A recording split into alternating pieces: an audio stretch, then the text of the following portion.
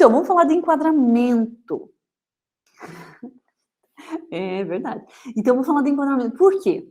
Gente, repito sempre, não adianta ter a câmera mais maravilhosa do mundo se você não tem repertório audiovisual, se você não tem noção de enquadramento e composição. Regras básicas que fazem a diferença, toda a diferença na hora de captar, de escolher o objeto principal, né? Aquilo que você vai captar, tá ok? Então, essa aula aqui é um material muito bonito. Olha que a Areta participou. Parabéns, Areta, está aí, né? Vai relembrar das aulas. Obrigada. Sim, que emoção, né? No coração da gente. Sim. Então, olha, tem bastante gente aí que participou, né? E vai entrar mais ainda, porque nós estamos com um grupo grande do REA no Núcleo de Design e Animação. A galera está ajudando a gente a reformular as aulas do Laboratório de Narrativas Visuais. Então, o material está bem bonito, tá? Dá um orgulho, né? Então, vamos lá ver, assim, o que é o enquadramento? Gente, é se preocupar com aquilo que você vai captar, tá? A lógica, assim, sempre menos é mais, né? Mas também o contrário é válido, né? Porque a poluição visual em determinados momentos gera o caos, e esse caos ele remete a alguma reação do observador, tá? Mas vamos falar assim do básico. Então, assim, é tudo que você vai escolher para fotografar, tá? Então, é organizar esses elementos, seja eles na natureza, seja eles assim, em ambiente controlado, né, que é um estúdio fotográfico, então pode ter lá com a mesa de fundo infinito, as lâmpadas de iluminação, né? Então, você vai selecionar. Como é que você seleciona? Você pode se aproximar com a câmera do objeto, que seria o mais lógico, né? Mas é comum que as câmeras tenham um zoom, né? Que é essa variação da objetiva que nos permite ficar no mesmo lugar e se aproximar do objeto, né? Nos fones aí, né? A gente tem o zoom óptico e o zoom digital, né? Então, na câmera fotográfica que nós temos lá no laboratório, que é a T7 e a T100, só existe o zoom óptico, né, que ele dá maior precisão para a focagem, né, e também ele utiliza o sensor, né, a maximização do sensor. Diferente do zoom digital, que é apenas como se você estivesse fazendo uma aproximação, dando um crop na foto, né, literalmente. Então, não é muito utilizado o zoom, né? O zoom digital, tá? Porque é um zoom fake, né? Você, em vez de se aproximar, melhor seria se aproximar de um objeto do que realmente utilizava esse zoom, né? Tá ok? Então, a gente seleciona esses elementos da cena. Se preocupar com o fundo é primordial, tá ok? Eliminar aqueles objetos indesejáveis, né? Também verificar se o objeto ele é mais verticalizado, então opte pela captação vertical, tá ok? E se ele tiver mais elementos horizontais, opte pelo modo, né, de horizontal. Então, essas orientações que a gente fala, né, portrait e paisagem, né, que são os dois modos de orientação, né, que existem, que a gente pode captar. Claro que existe diagonais, né, você girar a câmera na diagonal, causando um desconforto, né, do observador. Então, seria essas duas opções aqui, tá? Ponto de vista é a localização do fotógrafo. Então, Raramente a gente tem objetivas fixas, né, que dentro da classificação das objetivas, elas podem ser fixas ou zoom, né. O que é mais comum é o zoom, é o mais barato, né, vamos dizer assim. Porque existe um conjunto de lentes no interior da objetiva que elas se ajustam na hora de você regular o ângulo de visão, ok? Então, a distância entre a câmera e a cena, claro, a aproximação, né? Pensem que, eu vou me aproximar com o celular ou com a câmera do objeto. Espera, tem um limite técnico para isso. Geralmente, citado pelo fornecedor, né, pelo produtor da câmera do celular, que emite lá, assim, a atenção, a aproximação mínima para o foco, 50 centímetros, 30 centímetros. Então vejam nas especificações técnicas da câmera de vocês ou do celular, se existe essa premissa, tá ok? Porque isso te impede de aproximar do elemento, né? Então, às vezes, determinadas objetivas não permitem essa aproximação e você não consegue um foco. Daí as pessoas perguntam: "Ai, nossa, professor, eu não estou conseguindo fazer foco". Então, tente se afastar um pouco do objeto, né, e ir regulando o zoom que existe na câmera, né, para você descobrir isso, né. Então a gente pode descobrir na prática ou só lendo o manual, tá ok? Então esse limite técnico de aproximação entre o fotógrafo e o objeto, ele não tem como mudar, né, tá ok? Só se você usar o zoom, digital, tá ok? Então, a quantidade de elementos que você escolher para fazer esse enquadramento, né, pode deixar a cena mais limpa, né, mas mesmo que tenha vários elementos para serem enquadrados, escolha um objeto principal. O que é objeto principal? É aquele que vai aparecer nítido na foto. Tá, ok? Então, o foco tem que ser direcionado para esse objeto. É ele que vai ganhar destaque na fotografia, tá ok? Então, percebam bem se ele está nítido, tá ok? Então, nós podemos mudar os planos de focagem, então eu posso deixar o que está mais próximo do fotógrafo nítido e o que está mais longe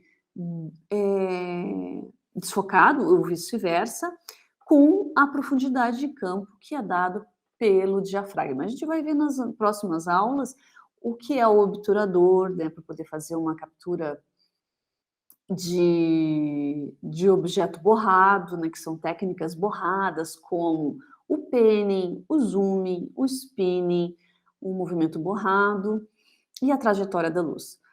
E também nós vamos ver o movimento congelado, né, com o ajuste do obturador e o diafragma também. Então, em cada oficina que nós vamos ter, vamos lidar com essas regulagens das escalas da câmera fotográfica, tá ok? Então, eu posso definir o meu plano. O que é plano, professora? Assim, dentro de uma composição, existem objetos que vão estar mais próximo do fotógrafo e objetos que vão estar mais longe do fotógrafo. Isso define planos. Então, um objeto mais próximo está no primeiro plano, no segundo plano, no terceiro plano. São as distâncias, né? As diversas distâncias entre a câmera, né, e o conteúdo que está sendo fotografado, ok? Então, deixar em primeiro plano significa que você vai deixar o objeto nítido. Se é o que está mais atrás ou se é que está mais na frente, você que vai decidir através da focagem seletiva. Tá ok? Essa é a distância focal. focal da objetiva. A gente já vai ver nessa aula de hoje sobre objetivas também, tá ok? Então, eu sempre falo assim, fotografia é uma academia. Você queima muita energia. Por quê? Vocês vão deixar de lado o comodismo, o imediatismo, né? O que isso significa? Que o fotógrafo precisa se locomover, mudar de plano, de posição, subir em cima das cadeiras, se deitar no chão, né? Para captar o melhor ângulo, um ângulo diferencial, né? Diferente daquilo que a gente está acostumado a ver. Então, essa parte da criatividade depende de cada um, não é a câmera que vai te proporcionar isso, né? Então, observar o que os outros fotógrafos fazem te permite compor ideias, né? Propor soluções diferentes de captação. Tá? Então, é o teu ponto de vista. Então, lembrem-se da fotografia artística, né? Que é o olhar subjetivo do fotógrafo. Né? Então, cada um tem uma maneira de observar o mundo, né? Que depende das suas experiências, né? Da sua vivência. Então, se viajou bastante, se você vai apreciar bastante exposições fotográficas, se lê bastante livros, se analisa imagens, né? Tudo isso compõe o repertório e vai influenciar nesse ponto de vista, tá? Então, saber o que escolher na cena para ressaltar, para causar impacto, né? Causar navegabilidade na cena, porque pensem assim, animação e audiovisual são narrativas em movimento, né? Prendem o observador pelo dinamismo. Fotografia é uma narrativa estática. Por isso que nós temos que ter artimanhas de fazer com que o olhar do observador navegue naquele espaço restrito e estático. Então, existem várias coisinhas que a gente deve pensar e aplicar para que essa foto seja interessante, seja mais dinâmica, né? E tenha a sua narrativa também contada ali. Tá ok? Então, olha o ponto de vista. Então, a ponte, né, vista de baixo, a ponto de vista de cima, ela é totalmente diferente, né? Os ângulos, né? Então, assim, quando eu falo de imediatismo, é a pessoa que pega a câmera, né, o celular, eu vou tirar uma foto daqui, corre lá e pá, tira a foto, né? Faz a captação. Então, vejam bem, essa foto aqui, ela tá bem frontal, existe um pouco de ponto de fuga, levemente ali, mas é tirado da varanda, onde os visitantes já chegam e já tiram. Agora vamos ver aqui, ó, a diferença dessa foto. Aqui já tem a aplicação da regra dos terços, né? E já tem também um ponto de fuga, né, em diagonal bem maior. Então, o que meu olhar faz quando eu analiso essa foto aqui? Ó, ele percorre as árvores, passa pelos chafarizes, chega lá no lago. Vejam que não é uma coisa imediata, né? Opa, cheguei lá. Será que tem esse lago? É um lago? É um rio? O que é isso, né? Então, você já começa a se incorporar na foto, né? Você já começa a vivenciar mais a foto. Então, a diagonal, né? As linhas, né? As curvas, a aplicação da regra dos terços, né? 1/3 de céu para 2/3 de chão, de natureza, de mar, né? Ela é muito aplicada, é a base da nossa composição fotográfica, né? E daí nós vamos ver também a regra do Phi Grid, né? Que é com base na sequência de Fibonacci também. Tá ok? Então, olha aqui, ó, orientação, paisagem, retrato. Na dúvida, tirem os dois. A digital não paga nada mais, né? Claro que se você está trabalhando com RAW, que é o negativo digital, vai pesar um pouquinho mais, mas se o cartão possibilita, não deixem de fazer as duas captações. Se você está viajando, você não vai retornar tão cedo para o mesmo lugar, então façam as duas captações no mesmo, né, em formatos diferentes.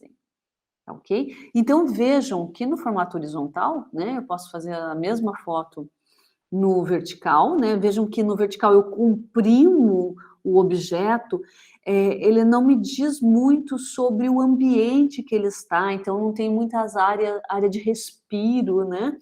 Para que a gente possa ter essa navegabilidade. Então, a navegabilidade no vertical, né, é de baixo para cima, de cima para baixo. E na horizontal, da direita para a esquerda, da esquerda para a direita. Tá ok? Então, você que vai escolher, tá ok? Antes, quando a gente usava a fotografia analógica, a gente tinha que pensar muito antes de fotografar. Mas, com a digital, você consegue, sim, fazer, né, outras captações, mais captações, né? Para depois você decidir o crop que você quer, né? Mas pensem também que muitas áreas sem informação são pixels do sensor que não estão sendo utilizados. Então, se questione se você precisa de uma área muito grande sem informação, tá ok? Então, deixa eu ver aqui se tem alguma coisa. Ah, dá uma baita amplitude para a paisagem, isso mesmo, Gabriel. Então, vamos ver agora a outra regra, né? Que a gente fala que é a Phi-Grid, né? P-H-I, Phi. Então, assim, ela é baseada na seção áurea, né? Que é essa divisão áurea infinita aí, né? Que tem a ver com os retângulos, né? Utilizada em tudo, na natureza, na arquitetura. Alguém é da arquitetura aqui? Já deve ter visto bastante isso aqui. Apesar que em outras disciplinas, eu acredito que devem ter sido abordadas, como desenho, né? Composição. Eu acho que ela é muito importante, né? Então, e a seção áurea, ela também é a mesma proporção do negativo digital. O negativo analógico também, né? O 24:36, né?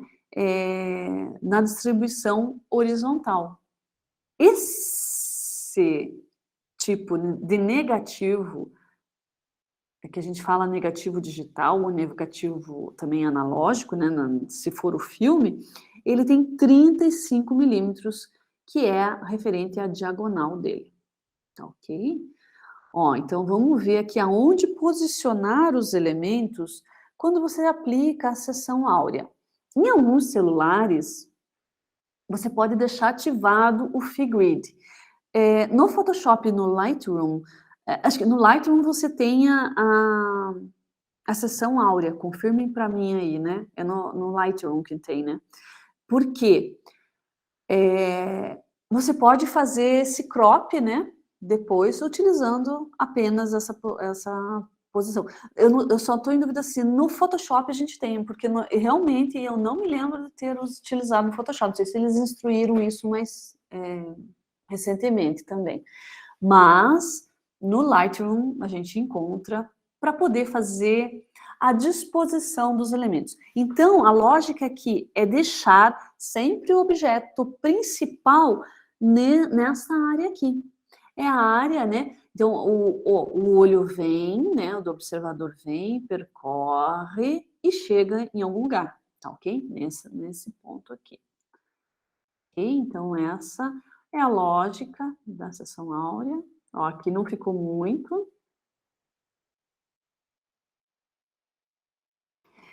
É bem interessante quando você tem algo pontual para fotografar, né? Então, a conchinha lá também é mais fácil de posicionar. Se você tiver elementos verticalizados ou horizontalizados, você vai optar pelas linhas que cortam, né? Porque as linhas são, assim, duas linhas horizontais e duas linhas verticais. Onde elas se encontram, lá na regra dos textos, são os golden points, são as intersecções, né, que a gente chama de ponto de ouro.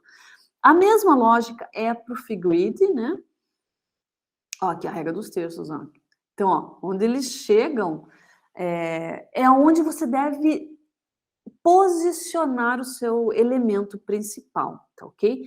Então, você pode decidir o que ressaltar, né? Então, se o céu tá bonito, tá lindo, tá com umas nuvens, né, bem nítidas, volumosas, então, puxa, eu vou deixar o céu com mais espaço na minha foto. Então eu deixo, né, fotografia de natureza, né, em geral é o horizontal, então eu deixo 2/3 de céu e 1/3 de terra ou de mar, de qualquer outra coisa que você esteja fotografando, tá ok? Então o posicionamento é nas linhas. Se é uma área daí no quadrante, tá ok? Nos 3 quadrantes aí laterais. Ó, então os golden points, né, que são chamados os pontos focais, é porque o olho se direciona exatamente ali nesses pontos. Então você faz com que o observador já se atente a esses pontos aí, os pontos focais.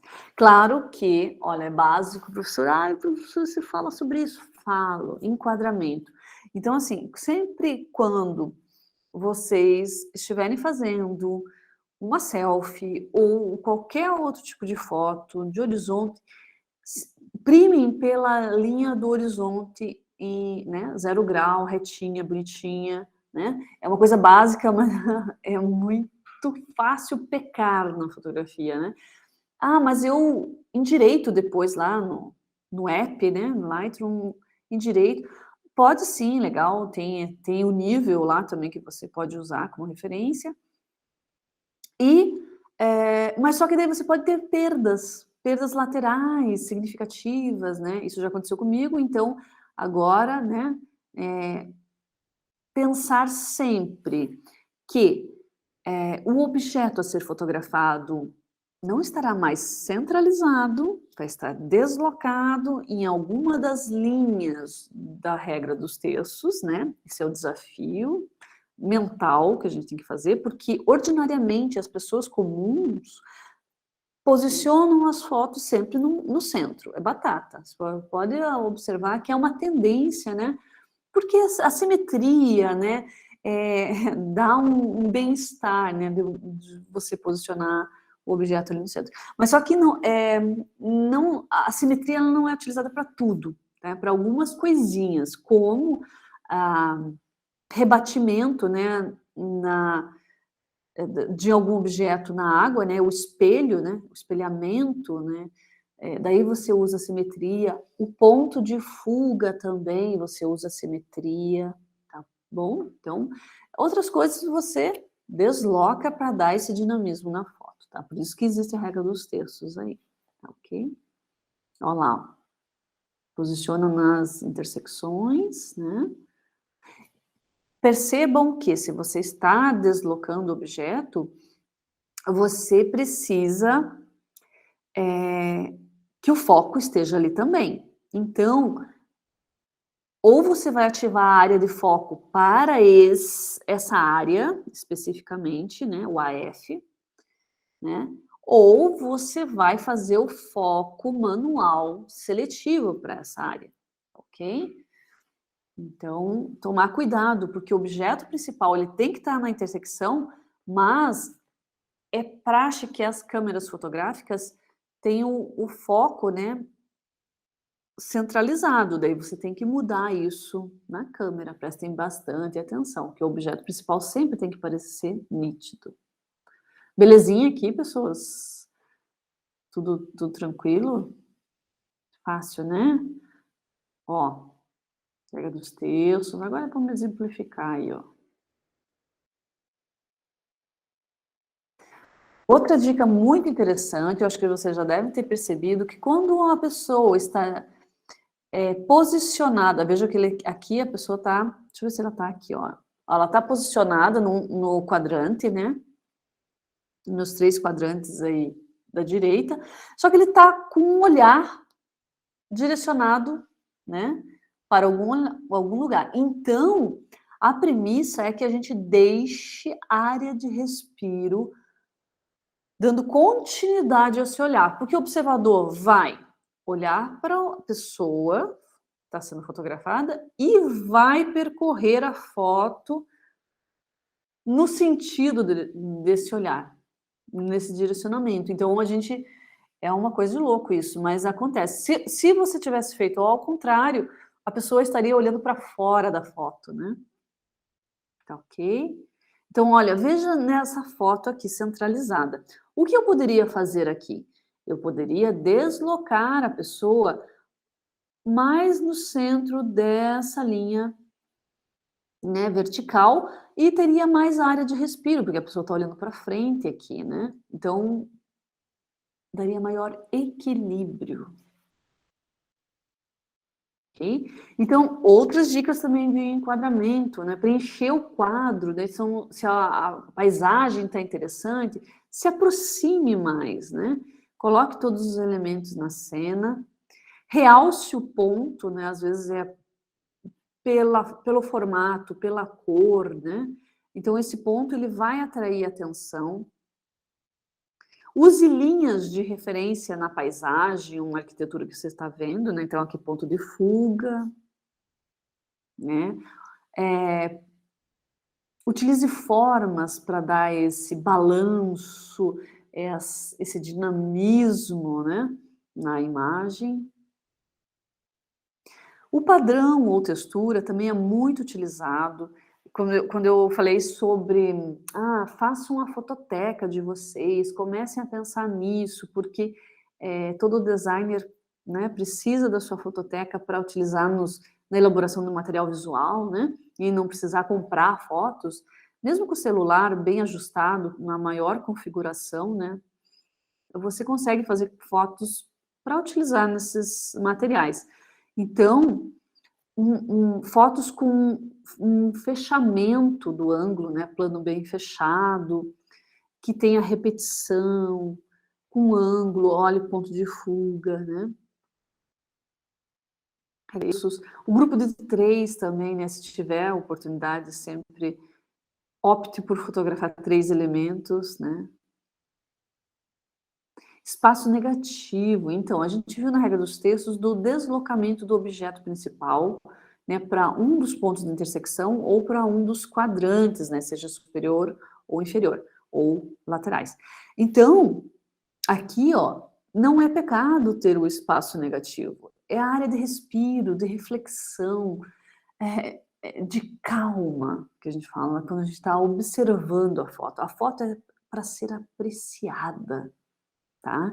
Então, é um diferencial muito grande quando você elimina objetos, né? Não é um erro, né? É uma coisa que você faz consciente, né? Você faz a captação deixando esse espaço para essa reflexão, né? Então, a ênfase do ponto também, né? Tem um casal aqui, né? De águia, bem pequenininho, mas é para ilustrar o direcionamento do olhar, né, dentro do caos ali, né, ou as linhas também, né. A moldura, sim, nós podemos encontrar moldura em janelas, molduras naturais, né, então isso direciona o olhar do espectador, né, centraliza isso para a ação que está ali está sendo focalizada nesse enquadramento.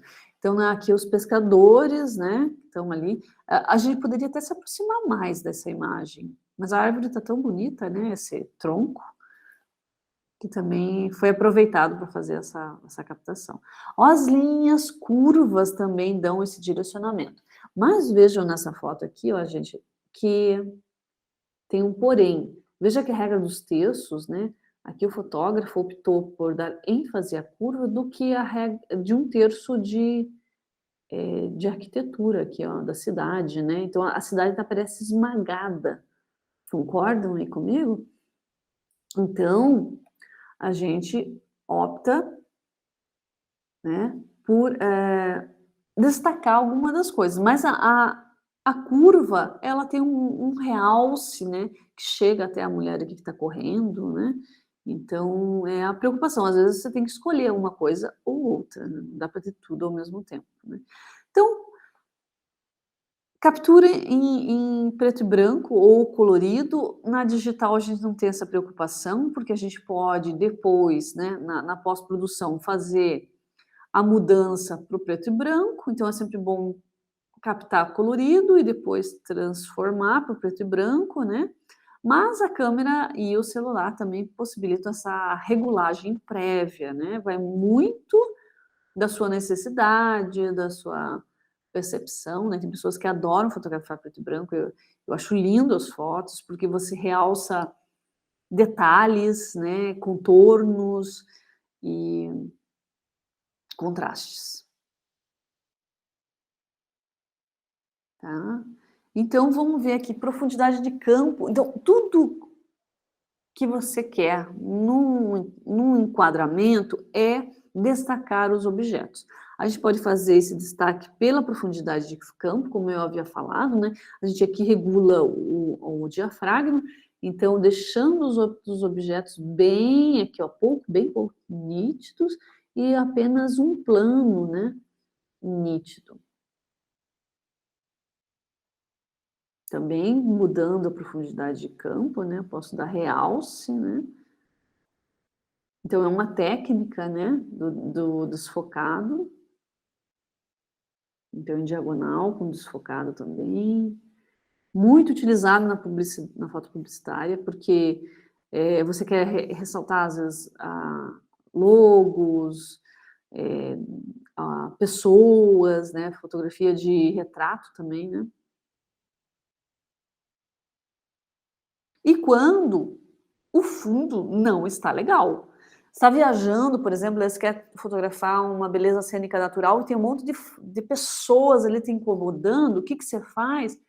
Você reduz a profundidade de campo, né, para o máximo que você puder e daí o fundo fica totalmente desfocado. No celular nós temos a opção retrato, né, que daí dá foco naquele plano que você escolhe,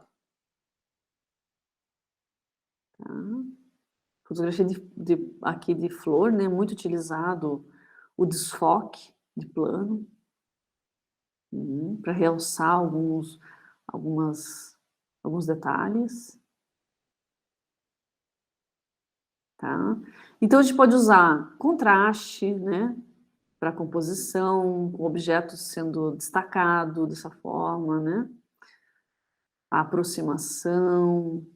O contraluz também é uma forma de destaque, aonde você realça os contornos, né, a silhueta da pessoa, do objeto, é uma forma de dar destaque, ó. Tô sabendo que é um passarinho no fio de luz, né. Tensão e equilíbrio, vejam que aqui também tem a aplicação da regra dos terços, né. 1/3 de céu para 2/3 de terra, né. E algum elemento ali que está deslocado, né, que forma essa tensão aí para gerar despertar a curiosidade, né, também. Referências físicas, muito importante. A fotografia científica utiliza bastante referências físicas, para comparar, para sinalizar o tamanho das coisas, né, principalmente. Então aqui nas referências, eh essas árvores aqui são grandes, são altas, né, podemos ver comparativamente com um poste, né. Um poste, nossa, tá aqui o poste, apesar dele tá deslocado para frente, né. Então, a gente precisa ter noção na foto. E você pode, ter a presença humana para evidenciar a altura, a volumetria dos objetos, né. Então,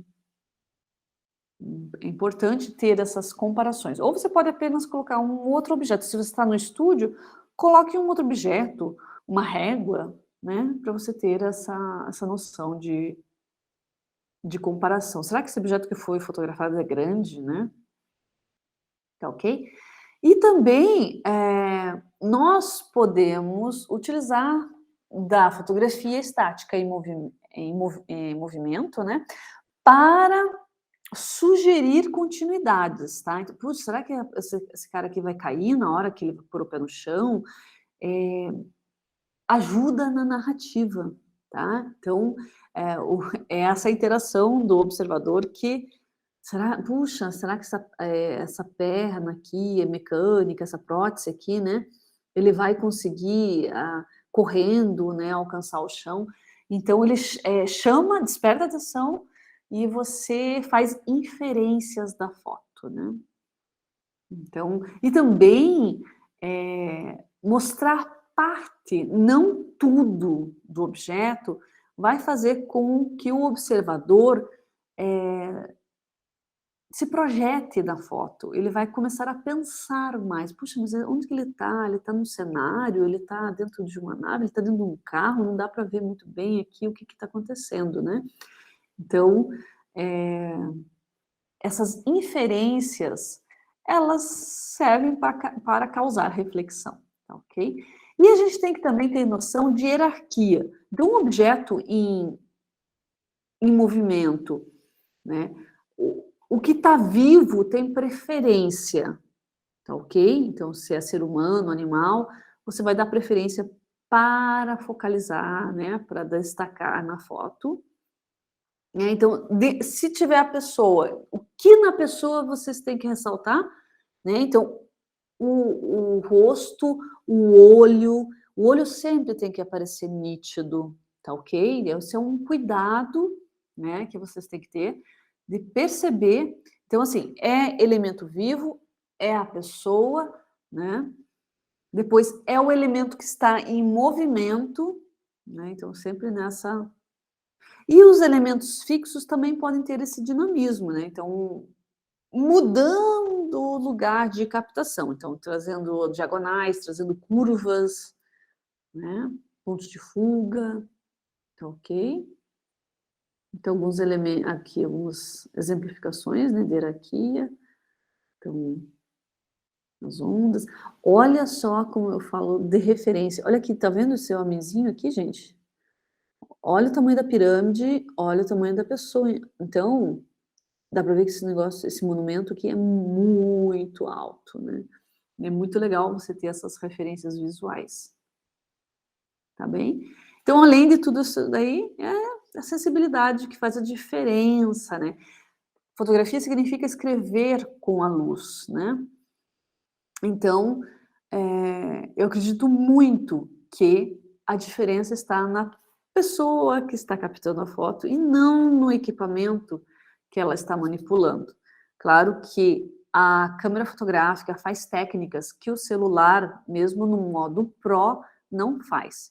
Então, a oportunidade de manipular a câmera fotográfica permite muitas técnicas interessantes, né? Mas de nada adianta se você não tiver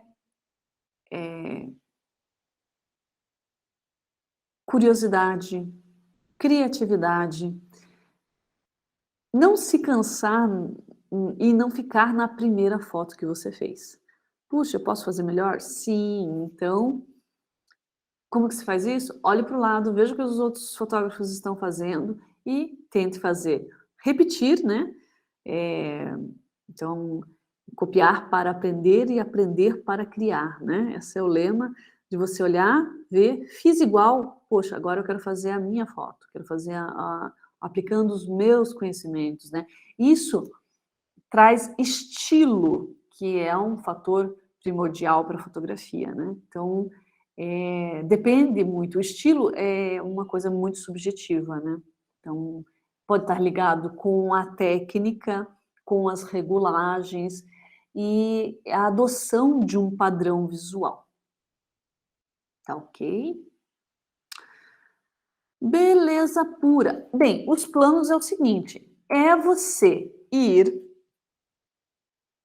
fechando o enquadramento. A gente usa a objetiva zoom para fazer isso, regulando a parte frontal da câmera, né? Então, a objetiva ela fica anexada ao corpo da câmera, né? Algumas câmeras são intercambiáveis, né? Quer dizer que você consegue regular, né? Você consegue tirar, né? E colocar de volta. E outras câmeras mesmo amadoras avançadas, você não consegue tirar o objetivo, não adianta forçar que não vai conseguir, né? O plano é a mudança do ângulo de visão, é aquilo que você vai escolher para captar. Então, vai desde o aberto, isso tudo é utilizado no audiovisual e na animação também, tá? Então, vamos ver aqui os termos, né, técnicos. O plano aberto, o geral, que é conhecido como geralzão, você vê tudo, né? Você vê a paisagem. É muito utilizado na direção de fotografia de filmes, aonde, quando está iniciando o filme, a câmera vai navegando, né? O drone vai navegando lá até. Então, você sabe que é uma fazenda, depois você sabe que é uma casa na fazenda, daí você vai subindo as escadas e daí você chega até o quarto da adolescente, aonde a história vai ocorrer, né? Não é assim? Então, o plano geralzão é que dá essa noção onde que a história vai ocorrer, né? Daí o plano médio, a área de respiro na cabeça, né? Com um palmo de, mais ou menos, né, de respiro, e dos pés também. Então, vejam que eu estou fechando o meu ângulo de visão. O plano americano é da coxa, da metade da coxa para cima, com área de respiro na cabeça também. É muito utilizado para fazer foto portrait, né, e em estúdio fotográfico. Meio primeiro plano é da cintura para cima. Vejam que a gente evita fazer cortes nas articulações. Isso é uma coisa primordial. Por quê? Para não dar a sensação de que algo está errado. Por exemplo, será que essa pessoa tem a continuidade do braço? Será que, né? Então, para não ter a sensação de que está faltando alguma coisa, tá? Meio primeiro plano, de cintura para cima. Primeiro plano, que é o close-up, que a gente fala, né? Então, está se aproximando mais. Utilizando a zoom, o fotógrafo fica no mesmo lugar e só vai girando a objetiva, tá? Se você tem a objetiva fixa, não tem uma zoom, então você tem que caminhar para fazer o fechamento do plano. E ajustar a cada momento o foco. Eu vejo muitas pessoas mexendo na objetiva e depois fotografando, sem ajustar o foco de novo. Mexeu no objetivo, ou se aproximou do objeto, ou se afastou do objeto, tem que dar foco de novo, tá? Nem que seja automático, com meio botão do disparador, ou se for foco manual. Ó, big close-up, né? Então eu tô, em geral, assim, é aquela foto que aparece cortado, né, a testa, né? A gente prima por não cortar o queixo, né? Se você cortou a testa, deixa a área de respiro um pouco no. Ó.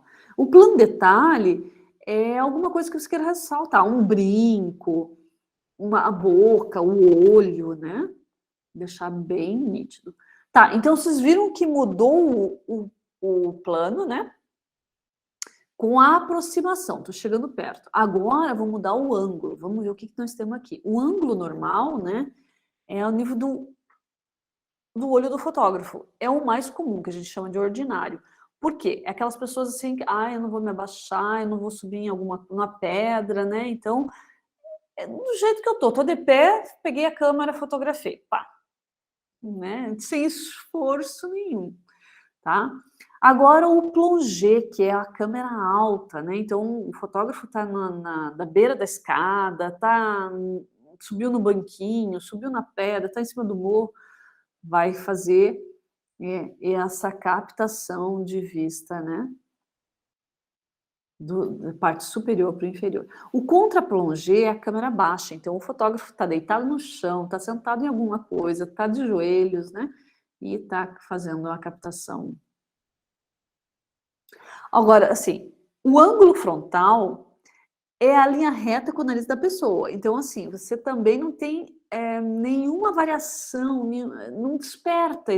Quando está no mesmo nível, centralizado, são questões assim que a fotografia fica muito monótona, tá? Então você tem que aplicar esses artifícios para criar esse dinamismo, tá?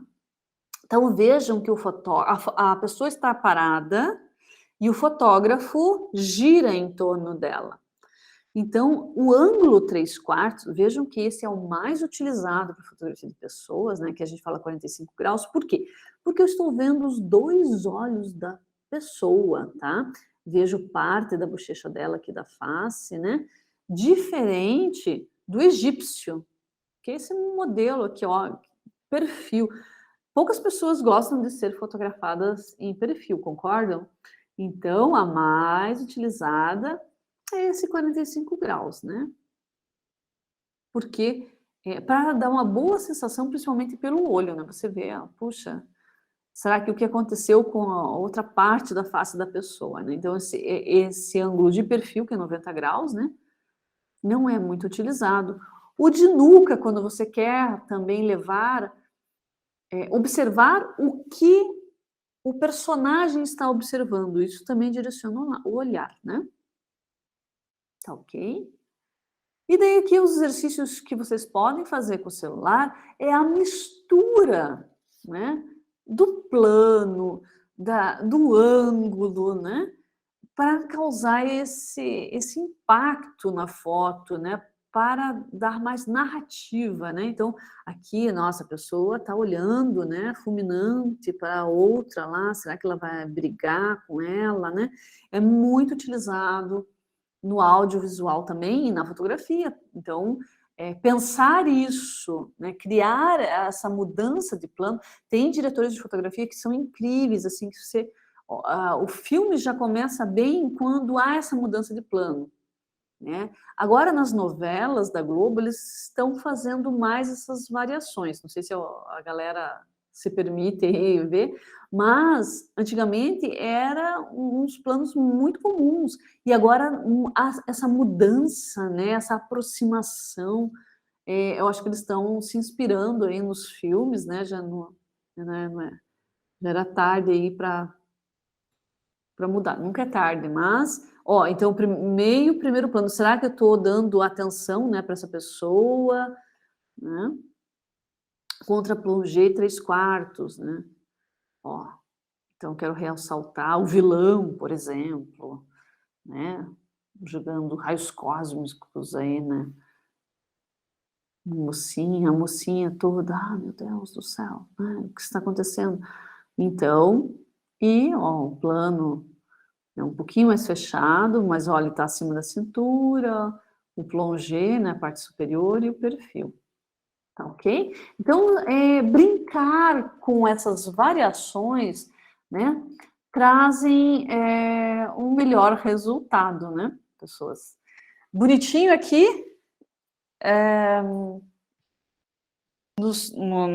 na questão de enquadramento, quem já aplicava essas técnicas, né, do Figrid, com a sequência de Fibonacci, regra dos terços, coisas simples que fazem a diferença, mudança de plano, né? Então, a gente precisa não ficar satisfeita nessa primeira captação, a gente pode ter mais, né? Depois, claro, deleta, faz a seleção.